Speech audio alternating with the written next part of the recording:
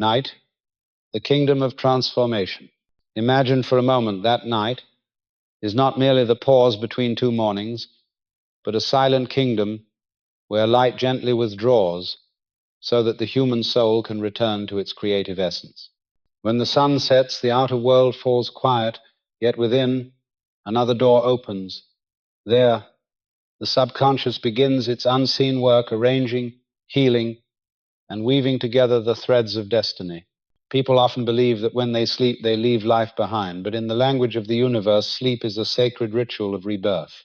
Every thought we send into the night is a seed planted in the fertile soil of the subconscious, and by the time dawn returns, those seeds have taken form as the reality of a new day.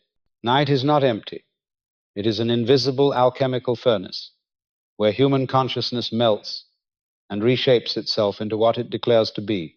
In the light of day, reason resists, doubts, and dissects, but at night the gates of reason close so that the subconscious, the universe's secret craftsman, may work unhindered.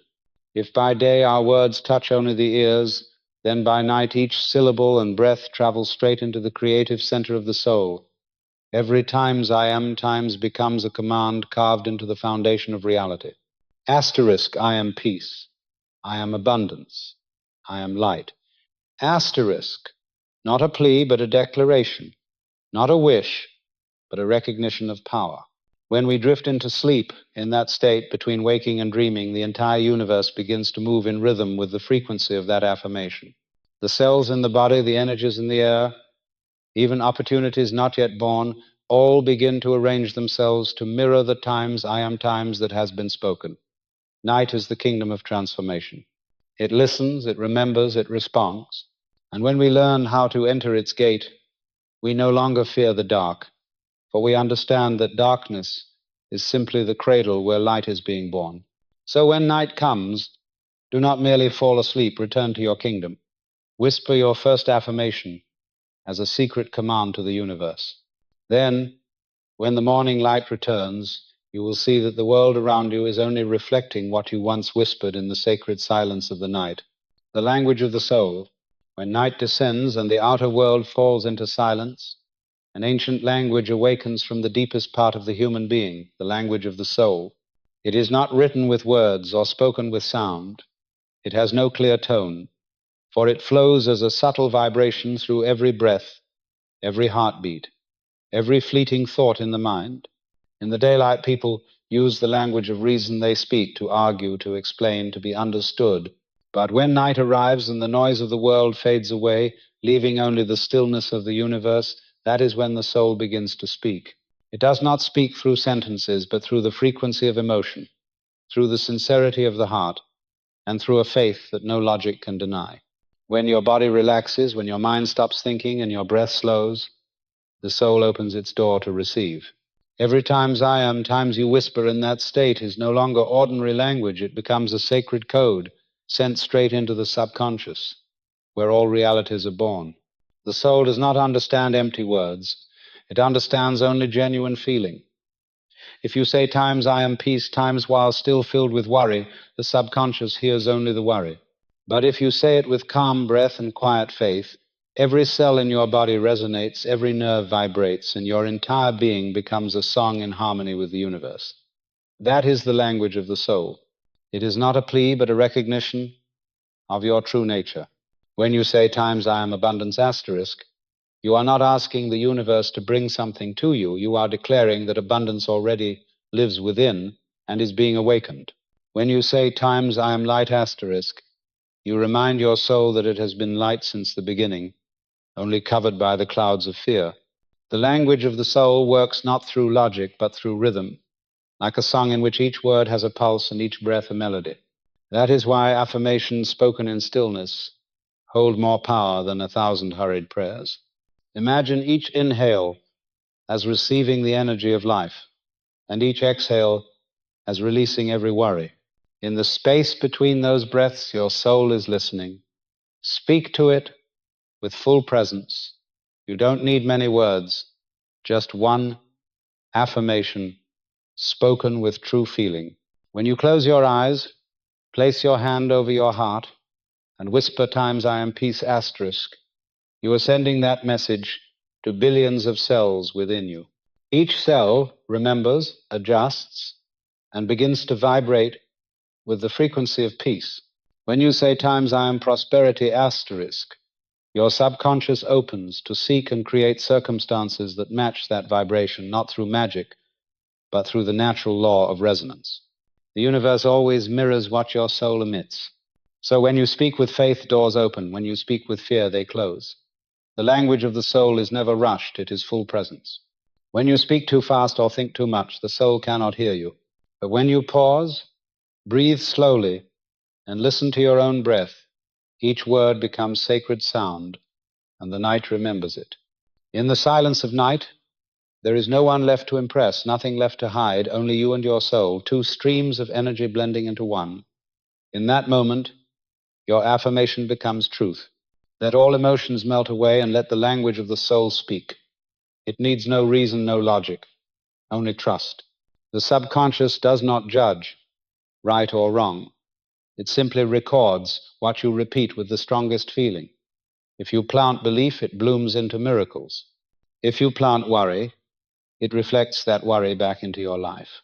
So choose your words as seeds, your emotions as the soil. When night falls, sit quietly, breathe, and say, asterisk, I am peace, I am abundance, I am love. The asterisk, say it until the mind stops resisting, until you feel your body and soul vibrating as one rhythm. In that moment, you are speaking the oldest language. Every being knows the language the universe always listens to. And when you fall asleep in that state, your subconscious begins weaving what you said into the fabric of tomorrow. When dawn comes, you will awaken not only to a new day, but to a new life, one shaped by the words your soul whispered in the dark. The language of the soul is the bridge between humanity and the universe, and each night is an invitation to cross that bridge, to return to the creative power that has been waiting quietly within you all along. The silk merchant of Damascus. In the burning heart of the Damascus desert lived a silk merchant named Michael. He had once come from a wealthy family whose shop shimmered like sunlight on the bright fabrics that hung through the market streets. But time and failure had taken everything. His parents passed away, the store fell into ruin, and the shelves stood bare, save for a few wrinkled remnants of silk-faded dreams left behind. Day after day, Michael sat in silence, watching the crowds flow past, his heart heavy as desert sand, the light of hope slowly dimming in his eyes. Each evening, as the sun sank and the shouts of the market faded, he would sit before the empty doorway, watching the red horizon sink into darkness, believing his life had ended long ago. But one night was different. As the desert wind carried the scent of resin and smoke, he heard footsteps echo softly on the stone road. A frail old woman appeared, her silver hair glinting like threads of moonlight, her eyes bright as stars. She stopped at his stall, touched one of the faded silks, and said gently, "My son, these fabrics once heard the voices of your ancestors. They were sung to with affirmations of strength, but now they hear only sighs of despair." Michael froze, unsure what to make of her words. He had never imagined that silk could listen, or that human words could leave traces upon matter. The old woman smiled, her voice as light as the breeze. "Everything shaped by human hands knows how to listen, and night is the hour when all of creation opens its ears. If you wish to change your life, speak to the night, not with pleas, but with declarations." Then she vanished into the darkness, as if she had never been there. That night, Michael could not sleep. Her words beat in his chest like a distant drum. He stepped outside beneath the starlit sky, spread his last piece of silk on the table, placed his hand upon it, and whispered, "I am wealth, I am abundance, I am light." At first he felt foolish, as if lying to himself. Yet he continued. With each phrase, his heartbeat grew slower, his breath steadier, and a warmth began to rise inside him, quiet but alive. He whispered until sleep took him, and in his dream the silk shone beneath the moon, its threads alive and shimmering. When morning came, nothing seemed different, the same streets, the same silence. But something within him had shifted, fragile as a thread, yet strong enough to keep him standing. The next night he did it again. this time with more certainty, more breath, more feeling. I am prosperity. I am happiness. I am light. And he slept peacefully, as if embraced by something unseen. Days passed, and small miracles began to unfold. An old customer stopped by just to greet him, but ended up buying all his remaining silk. A foreign trader, having heard of his family's once famous shop, came to propose a partnership. Slowly the flow of people returned, as if the threads of destiny were being rewoven by an invisible hand.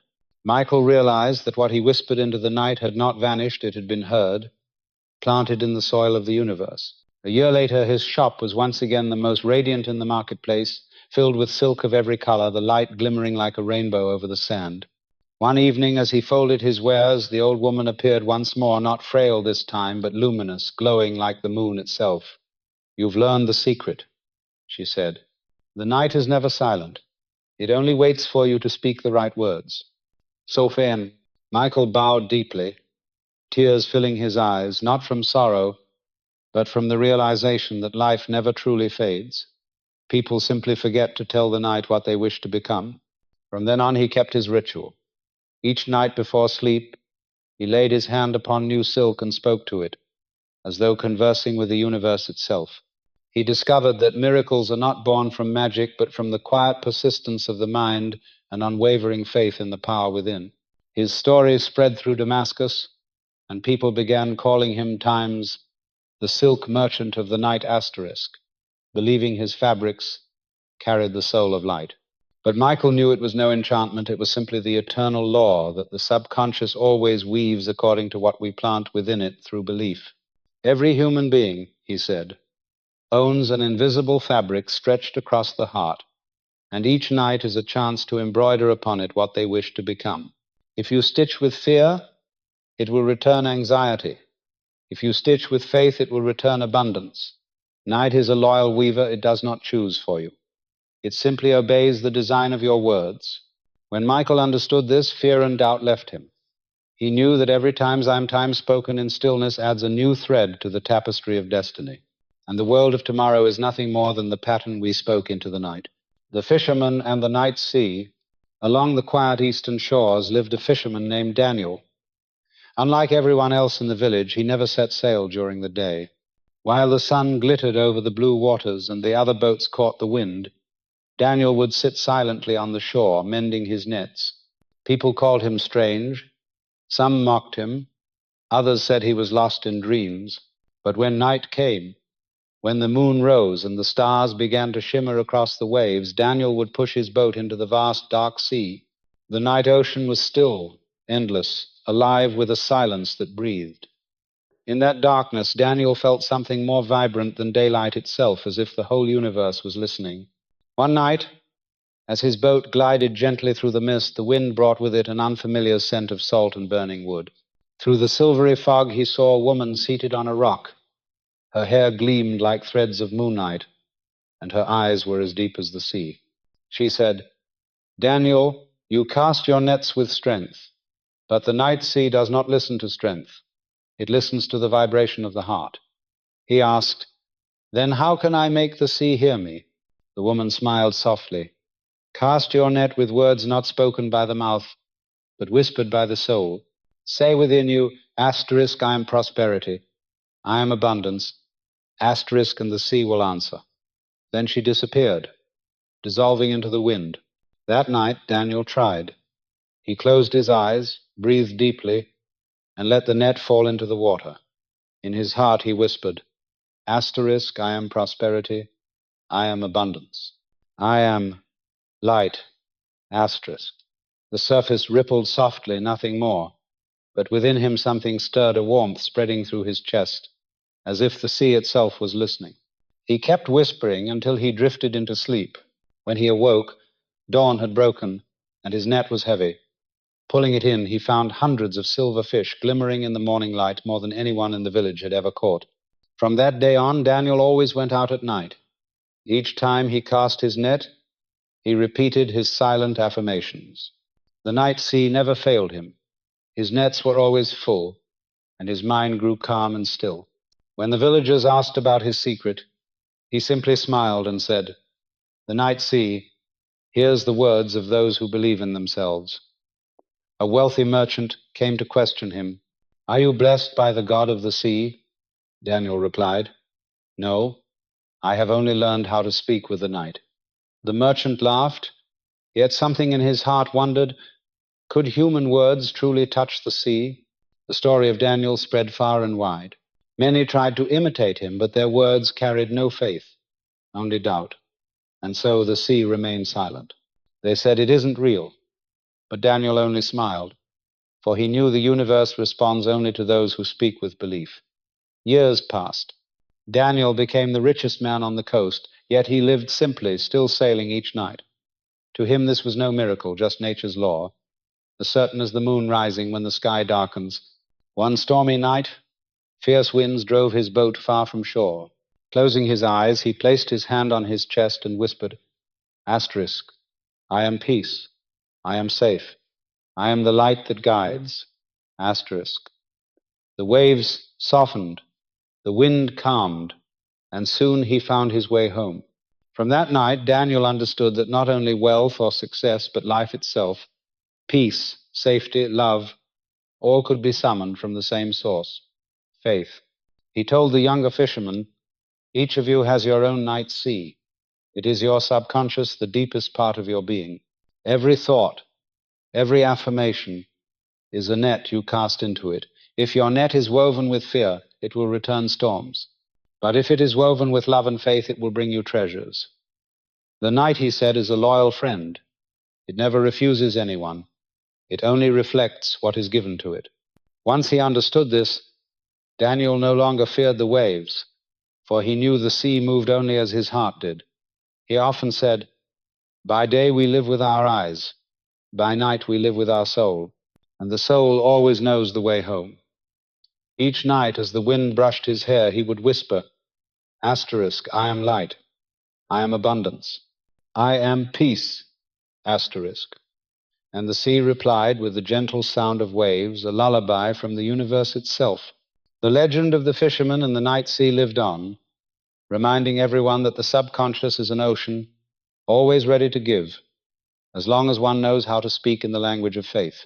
The scribe of Alexandria, in the ancient city of Alexandria, where the light of knowledge once illuminated the world, there lived a scribe named Elias.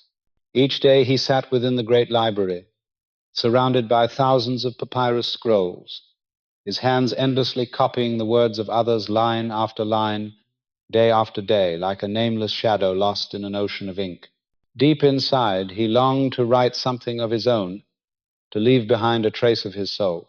Yet every time he picked up the pen, fear whispered in his mind that he was not talented enough, that his words held no worth. At night, by the flickering glow of an oil lamp, he stared at the stacks of manuscripts and wondered if his life was destined only to copy forever. One stormy night, as thunder tore across the sky, Elias heard footsteps echoing through the marble halls of the library. An old man appeared, his robe glimmering in the lightning, his eyes deep as the night itself. Placing a hand on Elias's shoulder, he said, "Everything you write in the day can be burned, but what you write in the night will live forever." Elias asked, bewildered, "But how can one write in the dark? I have no paper, no pen, only shadow." The old man smiled gently. "You do not need paper, nor pen. You only need faith. For within every soul there is an invisible tablet, what the ancients called the night tablet. Upon it every thought, every word, every feeling is inscribed, and those inscriptions become the reality of tomorrow. Write upon your tablet with affirmations. Speak times, 'I am asterisk,' and the night will remember." Then the man vanished, leaving behind only the faint scent of incense. Elias sat motionless for a long time, as though he had received a secret command from heaven. That night he extinguished the lamp, closed his eyes, placed his hand over his heart, and whispered, "Asterisk, I am wisdom. I am creation. I am light. Asterisk." With each phrase he saw before him a vast white tablet, and every word appeared upon it as letters of golden fire. When he finished, he drifted into the deepest sleep of his life. At dawn he awoke with a strange clarity. His mind felt open and his hand light. Ideas flowed from him like a river. Day after day he continued the ritual, each night choosing one single affirmation to write upon his inner tablet. Asterisk, I am inspiration. I am clarity. I am an endless source of light. Asterisk. And every morning, what he had written in the night took form in thoughts, in actions, in creations. A year passed, and Elias completed a great manuscript filled with ideas far beyond his time. Those who read it said they felt within its words a brilliance no lamp could ever match. But tragedy came. A great fire engulfed the Library of Alexandria, devouring thousands of scrolls. Elias rushed into the flames, tears streaming down his face. Yet within he felt no despair. Closing his eyes, he saw the luminous tablet again, every word still intact, untouched by the fire.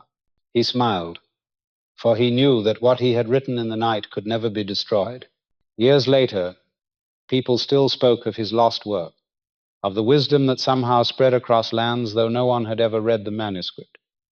It was as if his ideas had been woven into the collective memory of humankind. Elias understood then that the night tablet was the subconscious of the universe itself, beyond fire, beyond time, beyond forgetting. He became a teacher to the young, speaking of the power of affirmation and the art of writing not only by hand but by spirit. We are all scribes, he told them, and each night is our chance to rewrite the story of our lives. If you copy words of fear and sorrow, you will read them again in daylight. But if you write words of light, your life will shine. Faust, the night tablet is never blank, he said. It is always open, always listening, recording everything you whisper before sleep. The night does not judge, it simply obeys. So choose wisely what you write. If you wish for peace, write times I am peace. The asterisk. If you wish for prosperity, write times I am prosperity. Asterisk. But only one thought each night, for the subconscious loves focus. When Elias grew old, he kept this sacred habit. Every evening, before extinguishing his lamp, he placed his hand over his heart, looked into the dark, and wrote upon his invisible tablet. On the night before his passing, he spoke only 3 words. Asterisk, I am light. Asterisk, when morning came, his face still bore a gentle smile, serene and radiant. People began calling him times the scribe of light. Asterisk, for he had proven that what is written with the soul endures longer than anything written by hand. And so his story reminds us. Each night, as we close our eyes, we too hold an invisible pen and write upon our own night tablet. What we write tonight will become the first chapter of tomorrow. And if we choose our words with care, our whole life will become a manuscript of light. The Potter in the Night. On a small hill outside the city of Athens lived a potter named Brian. His house was simple, containing only a turning wheel, a few blocks of clay, and a small oil lamp that burned through every night. The villagers called him eccentric because he never worked under the Sunday. When morning came, he would water his garden, watch the clouds, and sit in silence for hours. But when night fell, his hands came alive. Under the dim light of the lamp, he placed the clay upon the wheel, dipped his hands in water, and set it spinning. The soft creak of the wheel blended with the whisper of the wind. The glow of the lamp danced upon his face, and in his eyes there shimmered a light as though he was seeing beyond the visible world. Once, someone asked why he never worked during the day. He smiled and said, because in the day the clay is hard, but at night it softens and listens. What he said was not only about clay, but about the human mind. In daylight, the intellect is like sun-dried earth, rigid, brittle, and full of noise. But in the night, it softens and becomes ready to be shaped. He understood that clay and the subconscious are one, both waiting for the hands of the Creator to give them form. Each time he touched the clay, he whispered softly, asterisk, I am peace, I am abundance, I am creation, asterisk. As the wheel turned, he felt as though he were turning the universe itself. Every movement of his hands sent a vibration through the clay, as if the earth was listening and responding. Clay never resists, he often said. It only reflects the hand that shapes it. Just as the subconscious never resists, it only mirrors what we believe to be true. If your hands tremble, the pot will warp. If your mind fears, your life will crack. But if your hands are steady and your heart is calm, everything will come into harmony. The villagers did not believe him. They only saw a man who worked through the night and slept through the day, thinking him lazy or lost in fantasy. One day a traveling philosopher came to Athens and, hearing of the strange potter, sought him out. He watched Brian work in silence all through the night. When dawn came, the philosopher said, "I see something sacred in the way you shaped the clay. You work not only with your hands, but with your soul." Brian smiled. "Because I know the clay is the body of the world, and my hands are the consciousness of the divine. Each time I say, times I am, asterisk, the clay moves with me." The philosopher's eyes filled with tears. "You have taught me," he said, "the lesson of creation I have searched for all my life." Soon the story of the potter spread across the land. People called him times the potter of the night, asterisk. Yet Brian cared little for fame. He continued his quiet work, crafting one vessel each night, each one holding a single affirmation. One night he made a small jar engraved with the word times peace, asterisk. Another night a plate etched with times light, asterisk. He never sold them.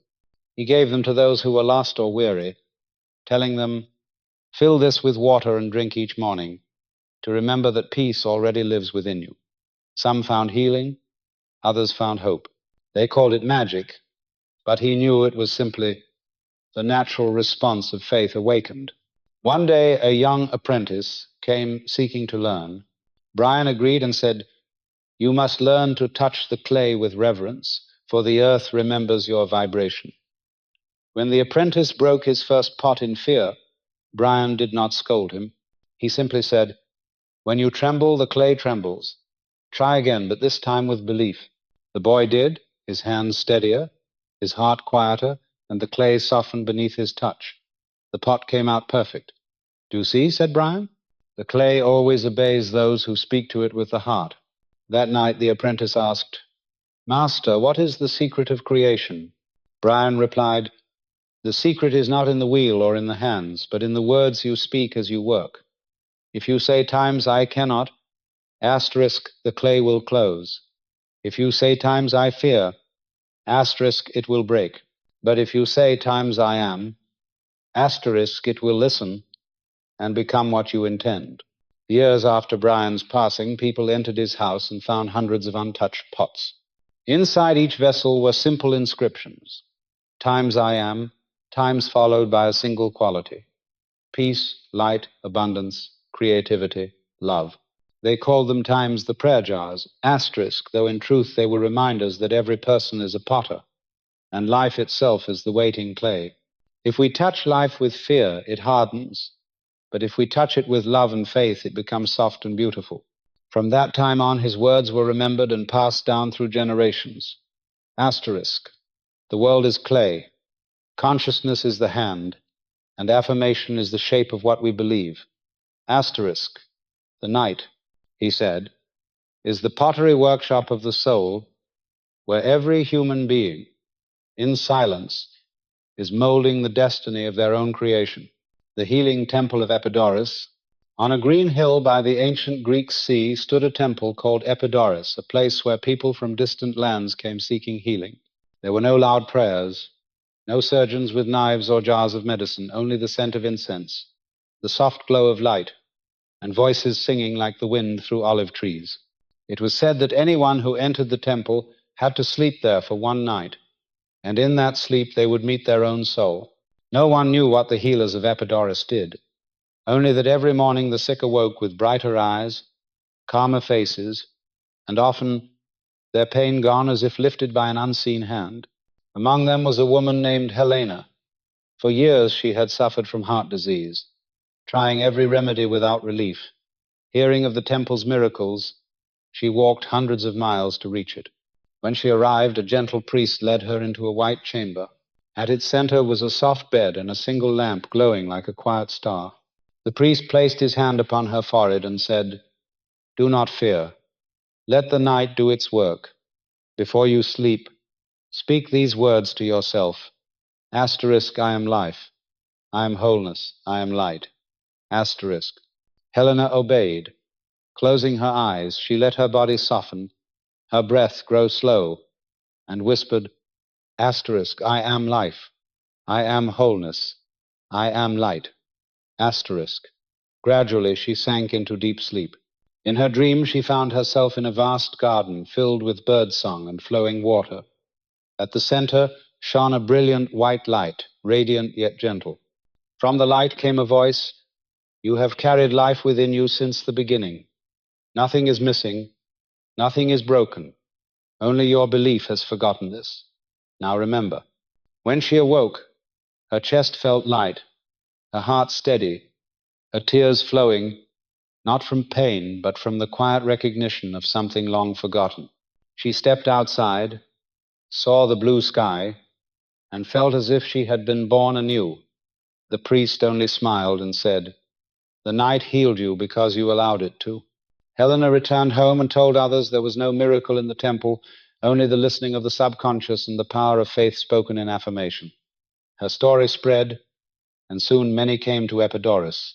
The healers there taught that the body is a mirror of the mind. When the mind remembers its wholeness, the body returns to its natural order.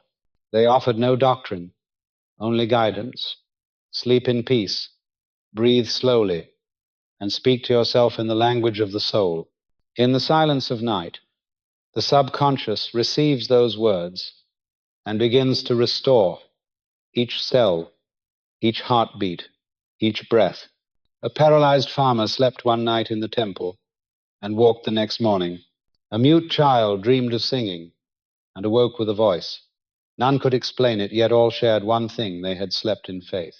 The temple's high priest, Theon, taught that the human body is a small reflection of the cosmos, and illness appears only when we forget our divine order. Night, he said, is when the Creator repairs what humans disturb by day, if only they let him work. He never asked anyone to pray. He taught them to affirm. When you pray, you believe you lack. When you affirm, you recognize you already are. Say times I am life, asterisk, and life will flow through you. Say times I am light, asterisk, and every shadow of the mind will fade. His words spread beyond Greece, recorded on scrolls that traveled across lands, becoming the foundation for future paths of healing. Centuries passed. Wars destroyed the temple, yet in the memory of humankind, Epidaurus remained the symbol of healing through faith. It is said that even now, in the stillness of night, if one lies down, relaxes, and whispers, times I am life, asterisk, the soul connects with the ancient current of the temple, and the night begins its sacred work. No miracle is required, only trust, for the body always obeys the soul, and the soul always hears your word. When this truth is remembered, fear of illness fades, for disease is only the reminder that one has forgotten the inner light. And once remembered, that light flows again, renewing, restoring, creating life anew. Before his passing, Theon spoke one final truth. There is no wound that love cannot heal, no fracture that faith cannot mend, and no night that light cannot cross. That was the law of the temple of Epidaurus and the eternal law of every soul beneath the stars. The astronomer on the mountain, at the summit of a mist-covered mountain, lived an astronomer named Timothy.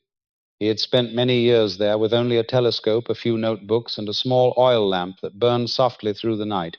Every evening he studied the heavens, tracing the paths of stars, charting constellations, recording their silent movements.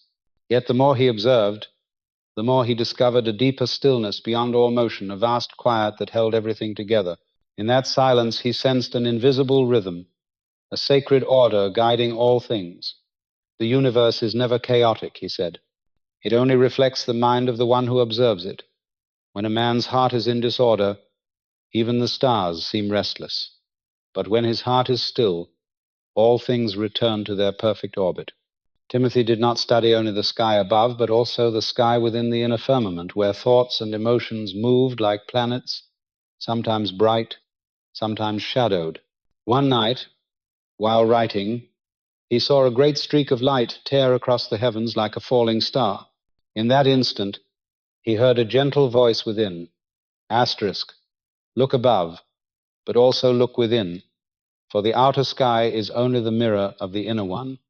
Asterisk. Startled, Timothy stepped away from his telescope, sat down, and closed his eyes. Behind the darkness of his eyelids, he saw countless stars appear, each one a belief, each orbit a thought. He realized that the human subconscious moves like the cosmos, and that every affirmation, times I am times, is the birth of a new star. When one says times I am peace, asterisk, a star of peace begins to glow. When one says times I am abundance, asterisk, a star of prosperity is born. But when one doubts, those stars dim. From that night on, Timothy began a new experiment. Before studying the sky, he would close his eyes, breathe deeply, and say, asterisk, I am light, I am order, I am one with the universe, asterisk. Then, when he looked through his telescope, he noticed that the stars he once thought scattered now formed perfect patterns, as if the heavens themselves had rearranged to echo his frequency. He called this the time's law of reflection, times the principle that the outer world always arranges itself according to the pattern of the inner one. Many did not believe him, calling his ideas illusions, but Timothy did not need their belief. He had seen truth with his own eyes. One stormy night, when the wind howled and the sky was hidden, he closed the observatory doors and whispered into the darkness, asterisk, I am stillness within the storm. I am order within chaos. Asterisk. When he opened the door again, the wind had quieted, the clouds had cleared, and the stars shone with a purity he had never seen. From then on, he knew that words spoken with faith carry power not only over the mind, but even over the elements themselves. He began teaching those who visited him. Faith, he said, is not blind belief, but understanding of the sacred order. Everything hears, everything responds to the frequency of conviction. Imagine each thought as a star. If you let them wander, your inner sky will grow dark. But if you choose one star each night and light it with affirmation, soon your whole sky will shine. As the years passed, Timothy's hair turned silver like moonlight. Yet every night he climbed to his observatory. He no longer observed to measure, but to pray. Placing his hand over his heart, he would look to the sky and say, asterisk, I am one with the source of light. I am the universe awakening to itself. Asterisk. One winter night, as snow fell thick upon the mountain, he sat by his window watching the starlit sky and wrote his final line. Asterisk. Every human is a celestial body in the universe of God. Every thought is an orbit, and every I am is the gravity that shapes them all.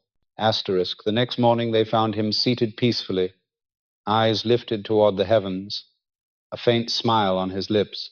In his notebook, under the glow of morning sun, one last sentence gleamed like gold. Asterisk. Keep your mind like the sky vast, clear and open, and the stars will always find their place. Asterisk. They began to call him times the astronomer of the soul. Asterisk. For he had taught that the true cosmos is not above us, but within. And whenever someone gazes at the night sky, they remember his words. Every star is an affirmation burning bright, and that light will never fade, for it is born from the eternal voice of the soul.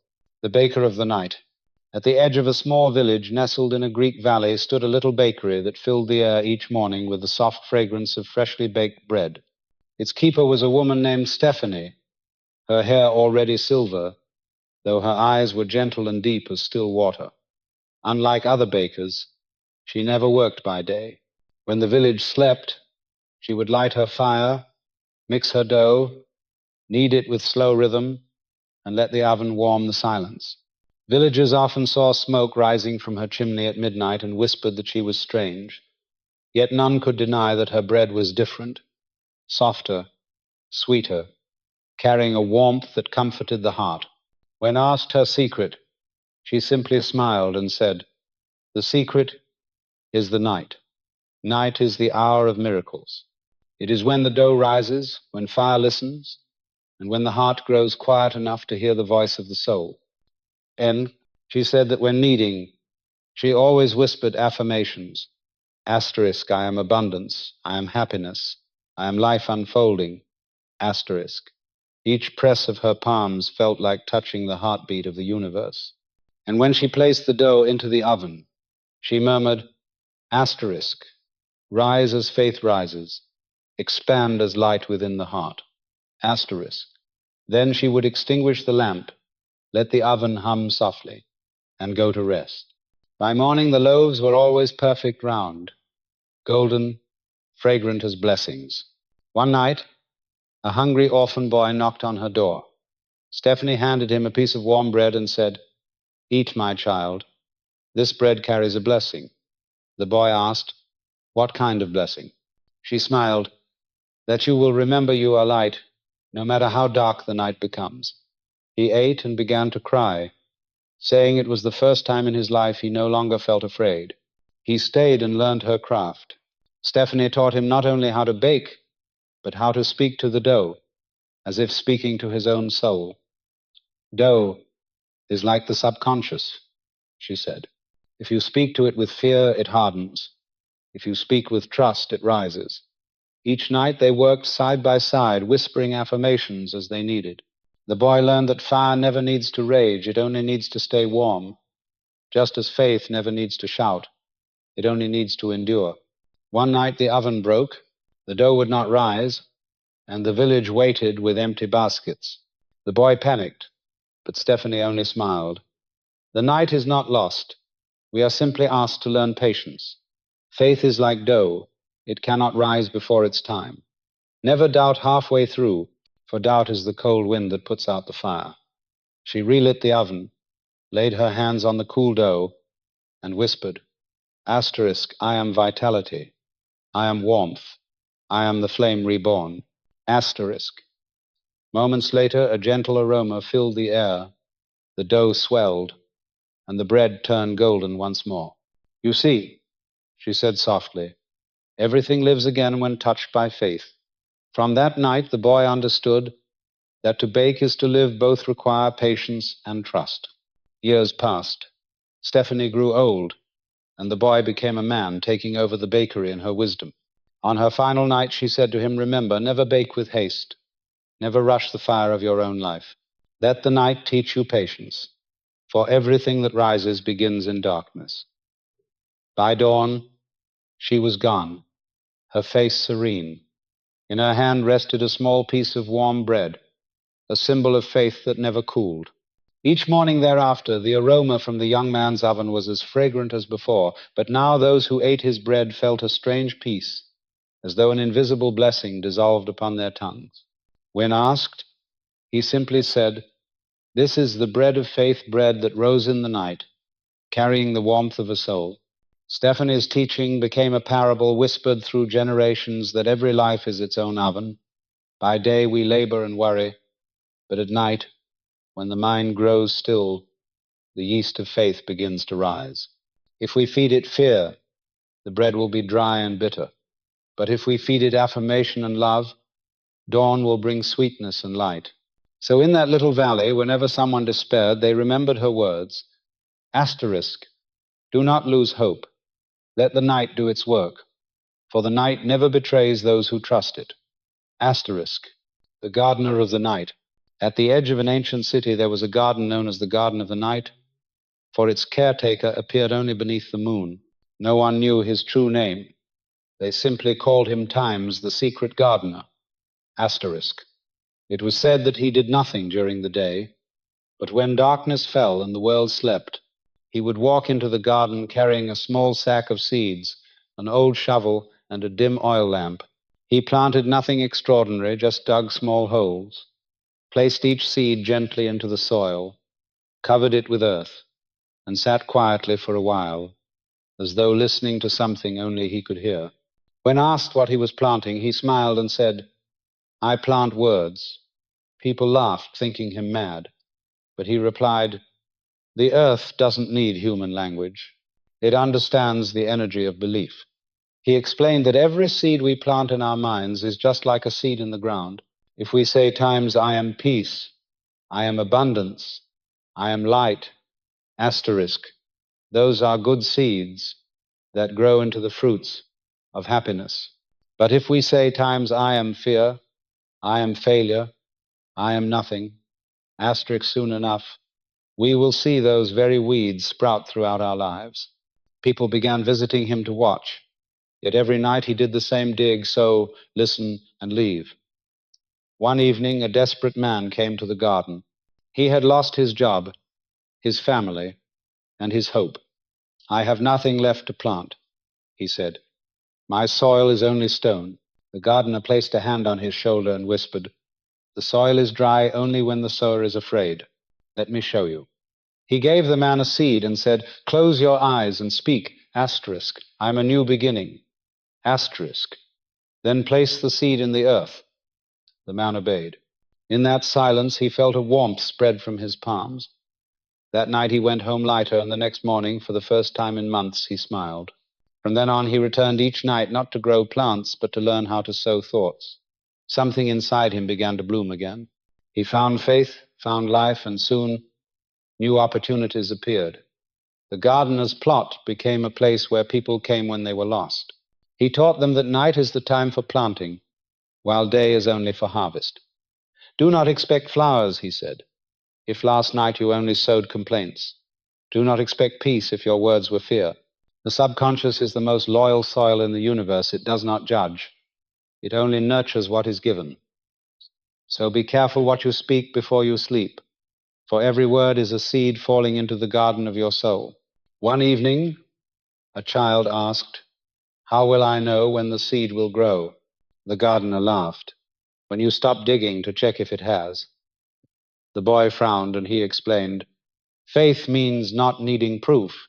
You simply know the seed is working in silence." End of 2. Those who visited the garden swore they could hear the wind whispering affirmations through the trees. Asterisk, I am light. I am love. I am eternal life.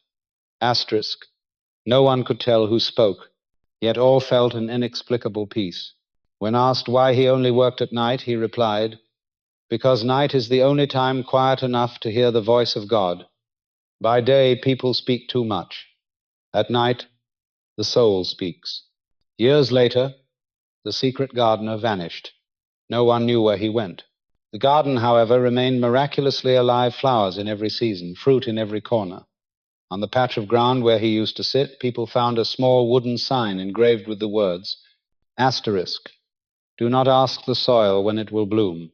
Sow with faith and sleep in peace, for the night always does its part." Asterisk. That saying became a comfort to all who were weary. It reminded them that night is not an ending but a beginning, not for forgetting but for planting. And some say that on bright moonlit nights, if you stand still among the blossoms, you can still hear his voice whispering, asterisk, "Sow the seeds of tomorrow with the words of today." Asterisk. And in the hearts of those who once met him, the seeds of faith continue to sprout through every sleep, for every soul carries within it a hidden garden, and each night is another season of planting. The crystal cave. Deep within an ancient mountain range where the wind moved like the breath of time, there was a cavern known as the Crystal Cave. From afar, it looked like nothing more than a dark slit between two cliffs. But once inside, the light of a single torch would shatter into thousands of reflections across clear crystal walls, turning the darkness into a living sky of stars. Every sound, even the faintest whisper, echoed endlessly as if the cave itself were singing. It was said the cave had a soul, that every sound entering it was kept and transformed into music. A young man named Adrian came seeking answers to the restlessness in his heart. He had lived his whole life in the noise of the city, surrounded by voices, yet the more he heard, the emptier he felt. One day, an old man told him of the Crystal Cave and how anyone who entered it in silence could hear the voice of their own soul. And so Adrian went. He climbed mountains, crossed forests, and after many days, he arrived. When he stepped into the cave, his reflection scattered across 1,000 crystal surfaces. He whispered, and the echo came back, multiplied his own voice, deeper, clearer, endless. "I am light," he said softly. The cave replied, "Light, light, light." He said, "I am peace." And again the echoes came, rolling through the chamber, "Peace, peace, peace." The sound was not just in his ears, it vibrated through his whole body, as if every cell was singing along. Adrian sat down, placed a hand on his heart, closed his eyes and whispered, "I am love. I am wholeness." The words turned into music, dissolving into the air. In that moment, he understood the cave did not merely reflect sound, it reflected the frequency of the soul. Every emotion, every thought, every word spoken was sent into the universe and returned magnified. If one spoke from fear, the universe echoed fear. If one spoke from faith, the universe amplified that faith until it became reality. Adrian realized that for years he had filled his inner cave with voices of doubt, weakness, and resentment, and so life had only echoed those things back. He stood, inhaled deeply, and declared, "I am strength. I am clarity. I am chosen to live the full meaning of my life." The cave erupted in brilliance, as if 1,000 torches were suddenly lit. The echoes became a symphony, and tears streamed down his face. He felt a hand touch his shoulder, an invisible one, not from outside, but from within, the higher part of himself meeting him at last. From that night, Adrian changed. When he returned to the city, the noise no longer disturbed him, because he knew the outer world only reflected what he sent forth. When he spoke with kindness, life replied with warmth, with people, with opportunity. Every night before sleep, he imagined himself standing again in the crystal cave, whispering into the dark, "I am light," and hearing 1,000 voices answer in harmony. He called it times the ritual of resonance times, and taught others who had lost their way that they too carried a crystal cave within their minds, where every word became the music that shaped their destiny. Later, someone asked him, "How do you know which words carry true power?" Adrian smiled and said, "Let the heart speak, for only words born of love create the echo of eternity." When he passed away, those who entered his home found a small crystal bell hanging by the window. Each time the wind blew, it chimed softly as if whispering, "I am light." And even now, travelers who enter the crystal cave say they sometimes hear his voice mingling with the echoes, reminding them that the universe is never silent, it is only waiting for us to speak what is true.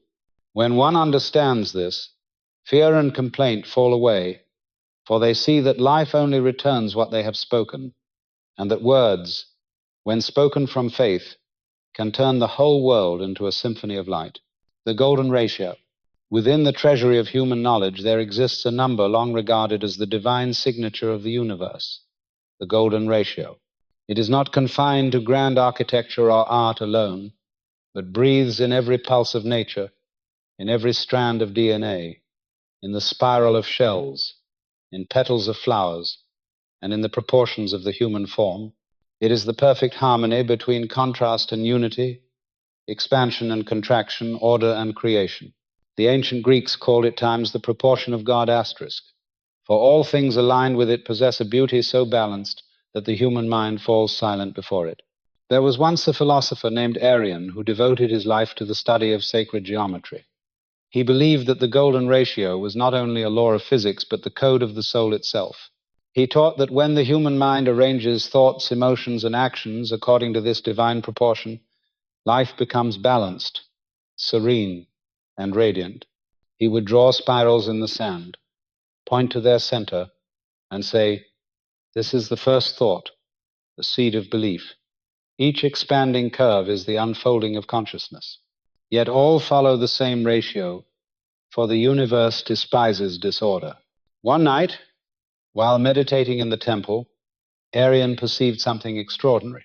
Each time he spoke the words times "I am asterisk," energy rippled outward from his heart in perfect circular waves.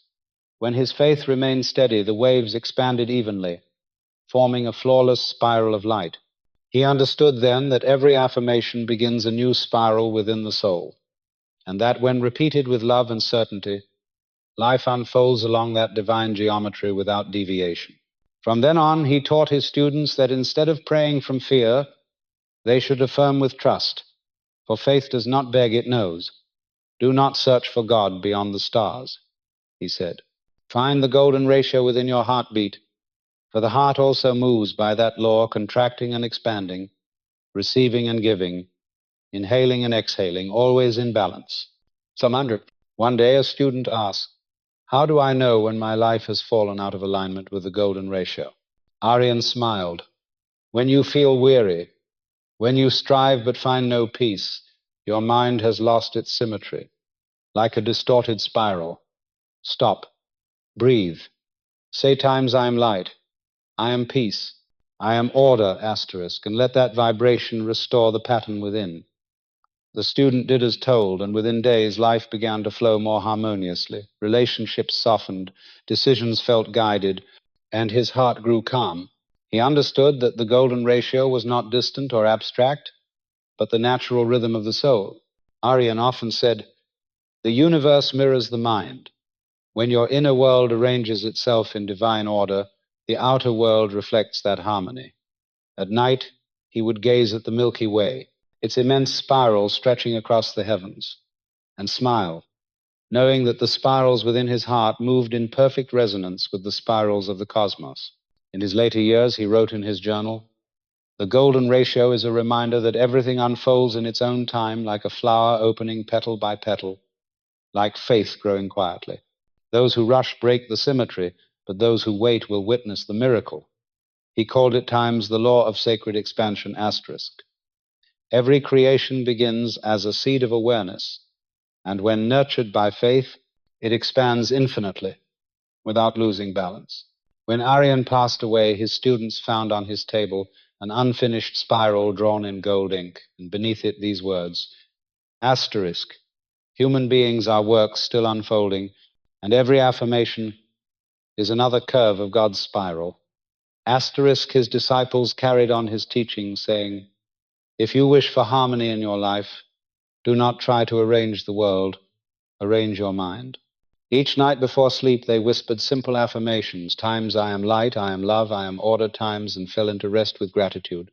Slowly, the sacred proportion began its quiet work within them, smoothing what was jagged, rounding what was broken, until one day they discovered that their lives, too, had curved into perfection like a seashell, like a galaxy, like the very breath of God moving through every cell of creation. The dream explorer.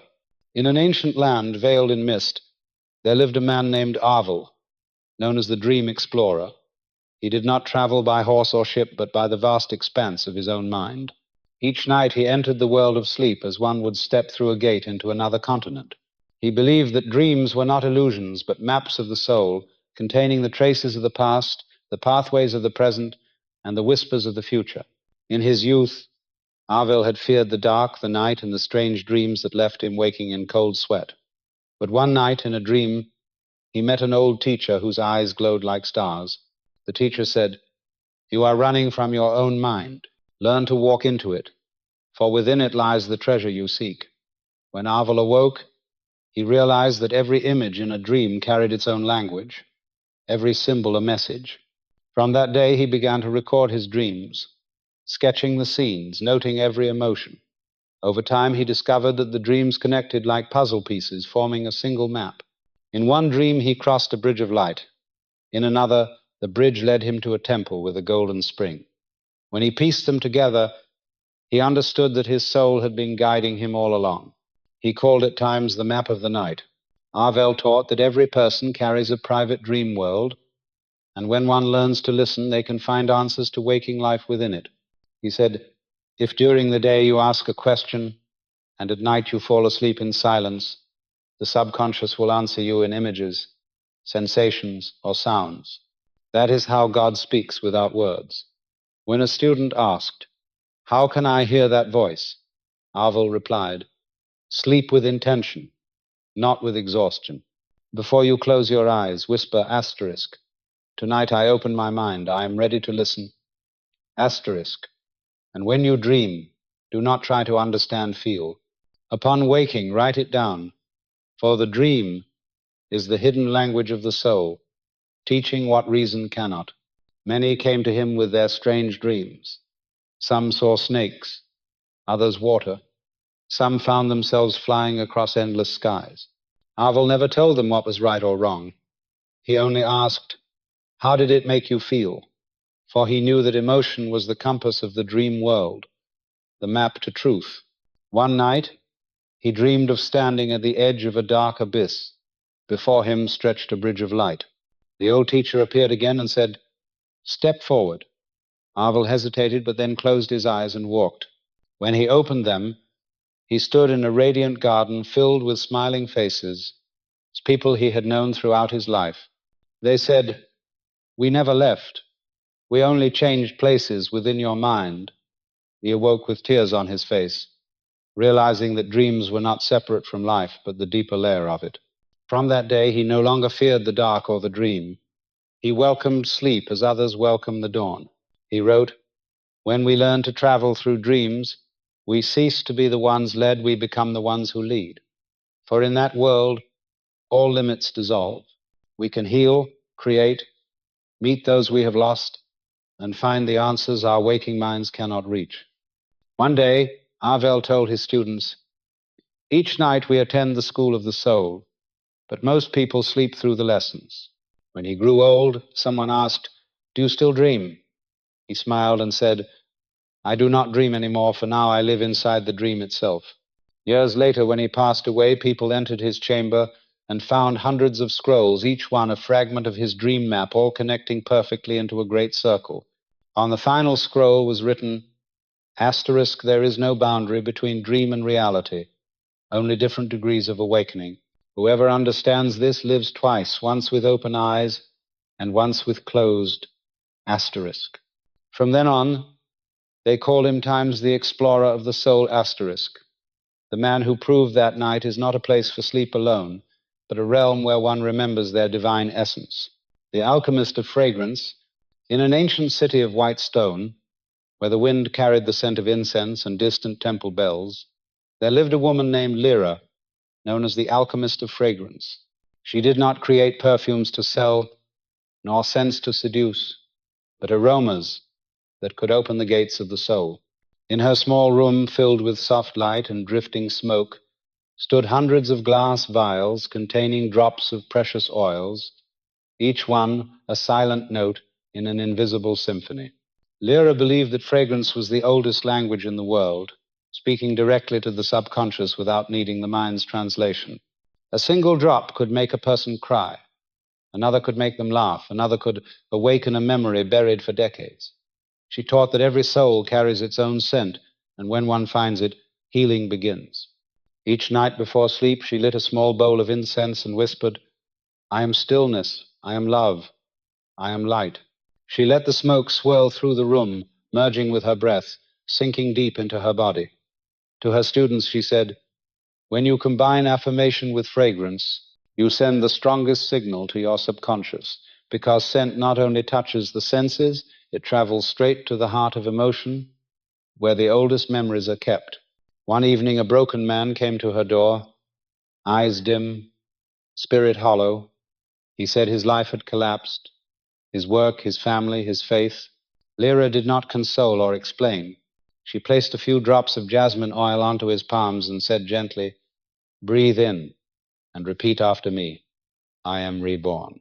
At first he whispered the words like one afraid of hope, then again, stronger, until tears began to fall. The scent of jasmine filled the room, sweet and deep, like a wave awakening his sleeping cells. When he left, his eyes shone faintly again. A week later, he returned and said he did not know why, but he felt alive, ready to begin anew. Lyra smiled. "The fragrance has done its part," she said. "But it was not the scent that healed, it was the words you spoke while breathing it in. The scent is the vessel, the affirmation is the sail. When the two meet, the soul moves." She taught that every scent carries its own frequency: sandalwood for wisdom, rose for love, jasmine for purity, and when one chooses the right scent, the words of the heart travel deeper into the subconscious. She told her pupils that in the ancient temples, no priest ever prayed without incense, for they knew that words could not fly without smoke to carry them. One night, when war engulfed the city and fear gripped every heart, Lyra sat calmly in her chamber, lighting her incense, breathing deeply, repeating, "I am peace."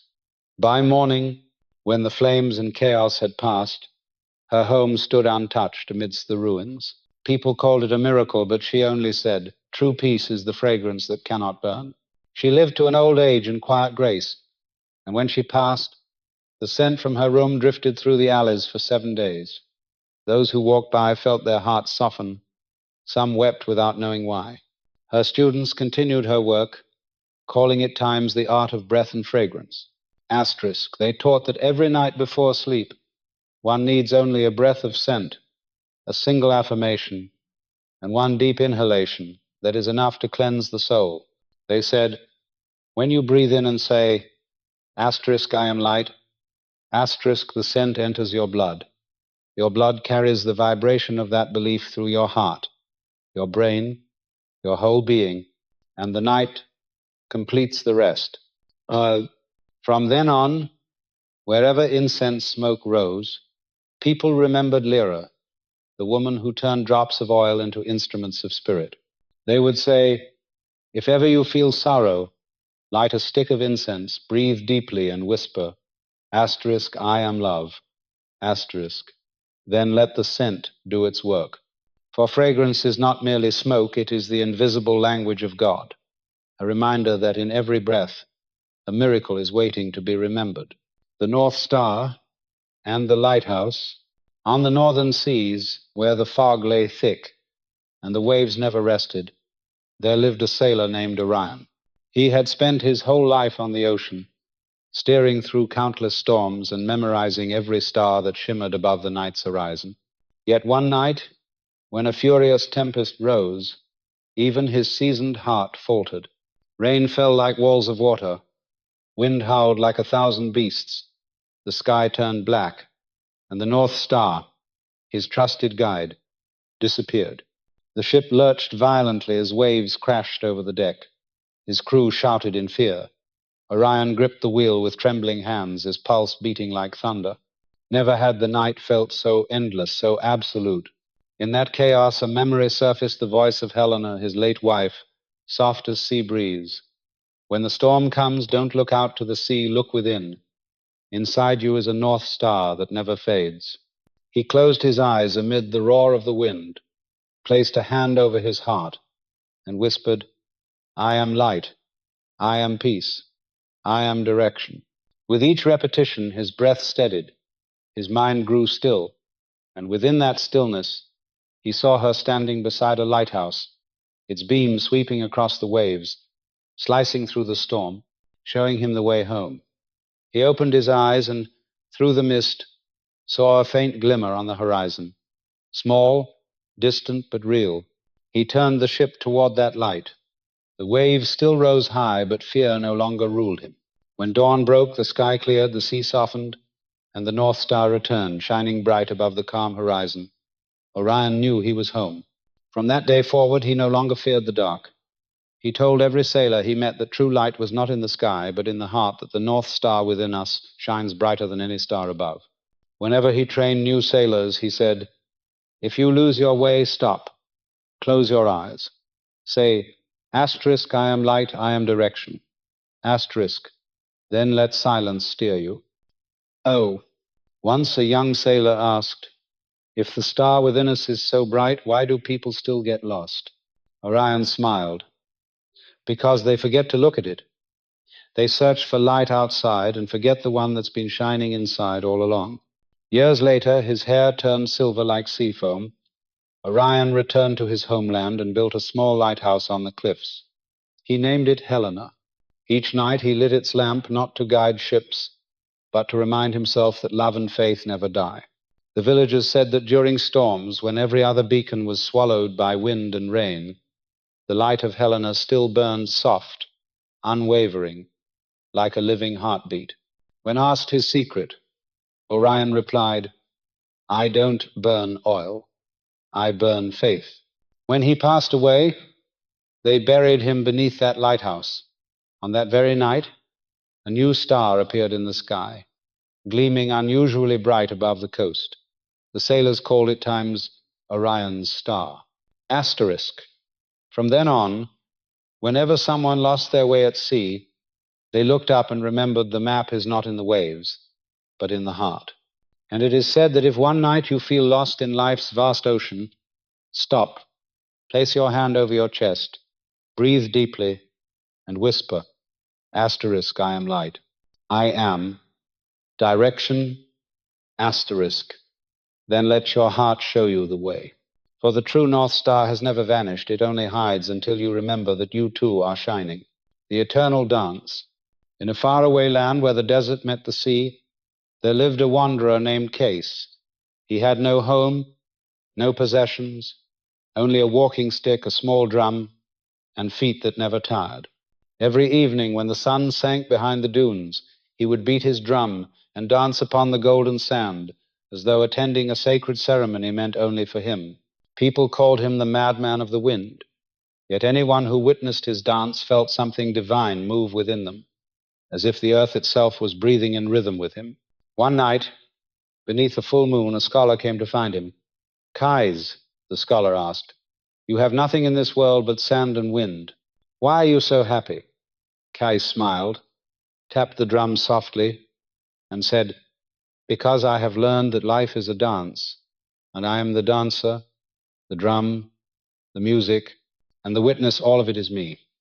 The scholar fell silent, for in Kais's eyes there was a light that did not belong to madness, but to one who had remembered what the world had forgotten. Kais told him that years ago he had been full of fear, always seeking approval, always wanting the world to obey his will. He chased success, power, and love, but the more he ran, the emptier he became. One night, broken and lost, he wandered deep into the desert and collapsed beneath a vast dark sky. In that stillness, he heard a drum beating not from outside, but from within his chest.